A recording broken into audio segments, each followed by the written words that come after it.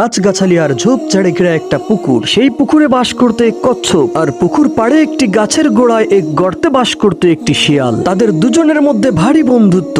একদিনের কথা, তারা দুইজন এক জায়গায় বসে গল্প করছিল। আচমকা সেখানে লাফিয়ে পড়লো এক গেছো বাঘ। ক্ষিপ্র গতি সম্পন্ন শিয়ালটি সাথে সাথে সেখান থেকে ছিটকে পড়ে তার গর্তে চলে গেল, কিন্তু কচ্ছপটি সেখান থেকে আর পালাতে পারলো না। বাঘটি এবার কচ্ছপটাকে খাওয়ার বিভিন্ন চেষ্টা চালাতে লাগলো, কিন্তু কিছুতেই কচ্ছপকে খেতে পারছে না। শিয়ালটি তার গর্তের মুখের কাছে এসে বাঘকে লক্ষ্য করে বলতে লাগলো, মামা, কচ্ছপের খোসা নরম করার কায়দাটা না জানলে শত চেষ্টা করেও তুমি তাকে খেতে পারবে না। বাঘ বলল, ভাগ্নে, জলদি বল, আমার আর তর সইছে না। শিয়াল বলল, তুমি ওকে ধরে পানিতে ফেলে দাও, খানিকক্ষণ ভিজলে খোসা নরম হয়ে ভেসে উঠবে, তখন তুমি তাকে খেতে পারবে। বোকা বাঘ তাই করলো, কচ্ছপকে ধরে পানির মধ্যে ছুঁড়ে মারলো। প্রিয় বন্ধুগণ, নিজের বন্ধু বিপদে পড়লে যে কোনো উপায়ে তাকে উদ্ধার করার চেষ্টা করতে হবে।